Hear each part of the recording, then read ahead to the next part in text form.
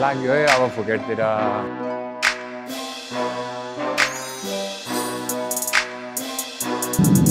यस्तो छ ब्याङ्ककको भ्यू फ्लाइटबाट चाहिँ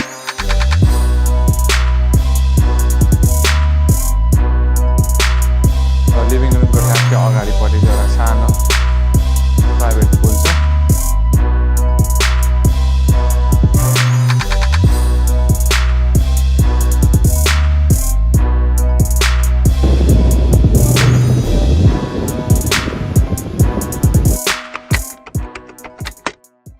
Hello, what's up everyone? Thank you so much for the time to hang out with Coastal Sister 360.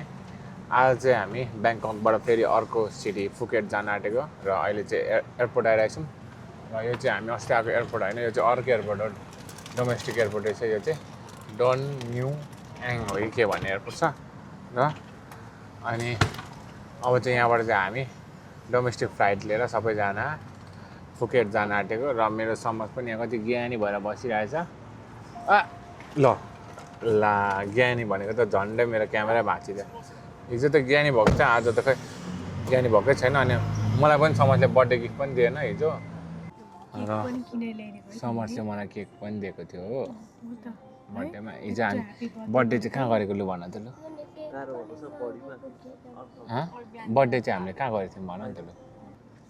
अब Phuket जानुपर्छ ल, अस्ति भन फुकेटमा क्या मजा गर्नुपर्छ, मजा कस्तो अरे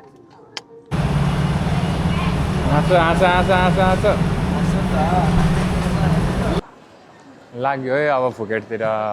ऊ समर त्यहाँ छ, सरी ल समर, सरी ल सरी ल सरी सरी सरी। यहाँ चाहिँ अब डोमेस्टिक डिपार्चरमा आइपुग्यौँ र समर चाहिँ चिलमा बसिरहेछ। ला एक्सिडेन्ट भयो ड्याम।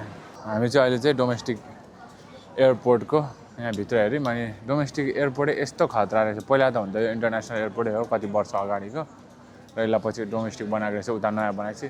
त्यो त अति नै बवाल थियो। अनि यो नै कति वर्ष अगाडि बनाउँदा नि यस्तो खतरा रहेछ।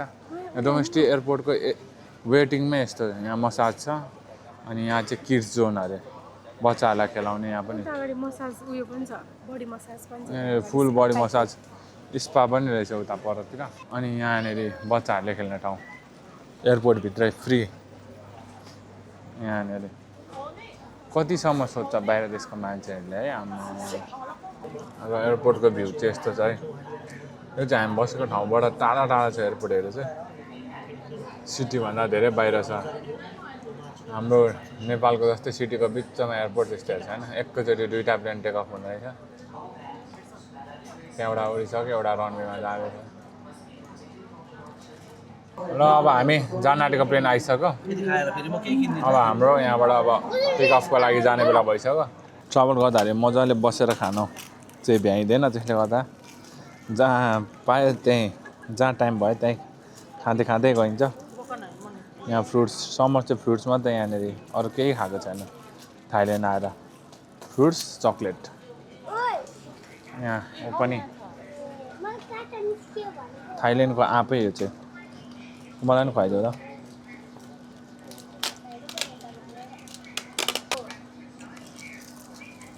यहाँ चाहिँ चेकिङ गर्ने ठाउँ। अनि हामीले मुभीतिर टिकटकतिर देखेको हुन्छ नि, त्यहाँ सुर्केस छिराउने ठाउँ हो, त्यहाँ पनि छ।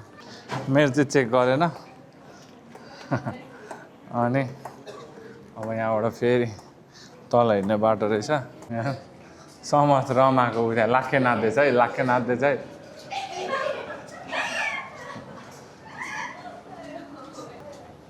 अब यहाँबाट चाहिँ प्लेनमा चढ्नु त चढ्यौँ, तर सबैजना कहाँ पर म र अन्सा पनि छुट्टा छुट्टै। अन्सा एक्लै यहाँ, म एक्लै त्यहाँ, दिप्ती एक्लै त्यहाँ, भेना एक्लै त्यहाँ, कति चाहिँ भएको थियो। तर छिटो चाहिँ छिटै गर्थ्यौँ जस्तो लाग्यो हामीले। त्यो पनि सबै छरिएर परेछौँ हामी। र अब चाहिँ निस्किन आँटेको हामी। ब्याङ्ककबाट फुकेटको फ्लाइट लिइसक्यौँ है त। झ्यालमा पर्ने चाहिँ लक कहिले पनि परेन हाम्रो, फेरि जहिले बिचमा पर्ने भयो। झ्यालभन्दा अलिक वरै पऱ्यौँ फेरि। यस्तो छ ब्याङ्ककको भ्यू फ्लाइटबाट चाहिँ। ल हामी चाहिँ अहिले फुकेटको एयरपोर्टमा ल्यान्ड भइसक्यौँ अनि आजको ल्यान्डिङ चाहिँ अति नै एडभेन्चरस थियो ल्यान्ड हुने बेला त प्लेन त यस्तो भइरहेको क्या यस्तो हुँदै ल्यान्ड भयो एकदम एडभेन्चरस थियो एडभेन्चरस फ्लाइट पनि लियौँ आज हामीले र फ्लाइटमा चाहिँ निदायौँ अनि यहाँनिर बाबु यहाँनिर चल्दैछ यहाँ चलेको छ यहाँ ऊ लाखे नाचेर देखाउँदैछ यहाँ रोबोटलाई नगर त्यस्तो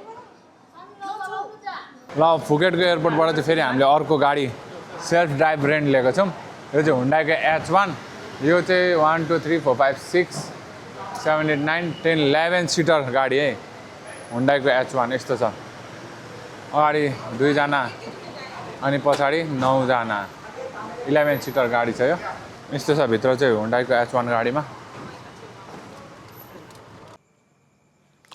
र हामी आइपुग्यौँ अहिले फुकेटको हामी बस्न आँटेको ठाउँ यो हामीले होल भिला भन्नु कि अब यसलाई के भन्नु एउटा घरै हामीले बुकिङ गरेको छौँ र यहाँ छ इन्ट्रान्स अनि यहाँबाट यो चाहिँ लिभिङ रुम र लिभिङ रुमको ठ्याक्कै अगाडिपट्टि चाहिँ एउटा सानो प्राइभेट पुल छ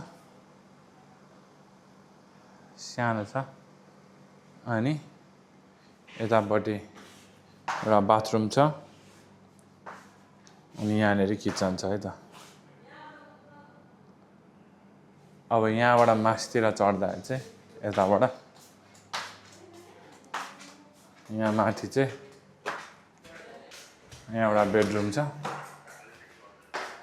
यो चाहिँ बेडरुम बाथरुम चाहिँ छैन यसमा एट्याच यहाँनिर चाहिँ एउटा बाथरुम र यहाँ छ अर्को रुम यहाँ पनि बाथरुम चाहिँ छैन अनि यहाँ छ अर्को रुम यो चाहिँ मास्टर बेडरुम जस्तै टिभी सिभी यहाँनिर सबै भएको यहाँ बेड र यहाँ चाहिँ बाथरुम छ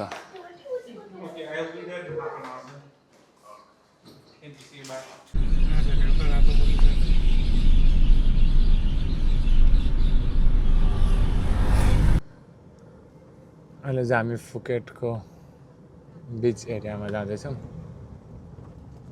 यहाँ चाहिँ अहिले पनि खुल्ला नै छ मार्केटहरू तर ब्याङ्ककभन्दा चाहिँ एकदमै कम क्राउड छ एकदमै कमै भन्दा नि धेरै नै कम छ हामीले चाहिँ हेलो हामीले चाहिँ यहाँ ब्लु वेभ भन्ने एउटा रेस्टुरेन्टबाट चाहिँ युरोपियन क्युजिन रहेछ यहाँबाट चाहिँ हामीले अर्डर गरेको थियौँ अनि यहाँनिर पनि लाइभ फिसहरू पनि यहाँ राखेको छ र यहाँनिर आइस बनाएर पनि माछाहरू सी फुडहरू छ यो श्रिम्प होला जहाँसम्म लाग्छ टाइगर प्राउन अरे क्र्याबहरू छ अनि यहाँ पनि लाइभ पनि छ यहाँनिर यत्रो ठुलो यहाँ माछाहरू पनि छ क्र्याब छ यहाँनिर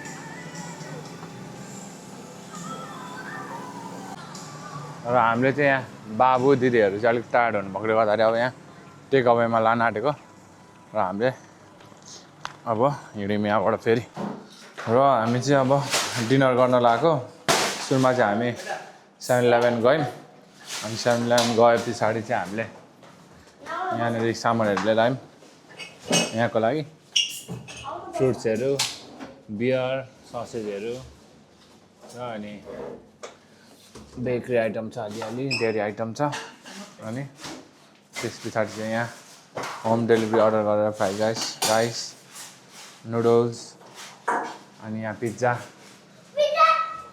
अनि यहाँनिर चाहिँ के हो चिकन होला यो अनि यो चाहिँ के हो करी चिकन करी हो जस्तो छ अनि माइरा यहाँ के भएको माइराको अनुहारमा के भयो त्यहाँ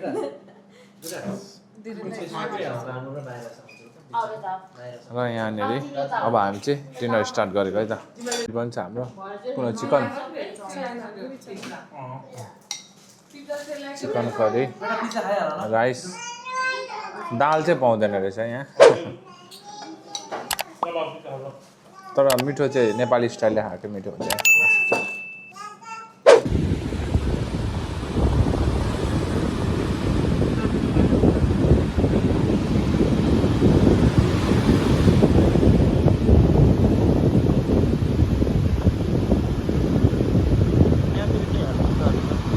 झारबिते बाङ्ला रोड भन्ने ठाउँ अरे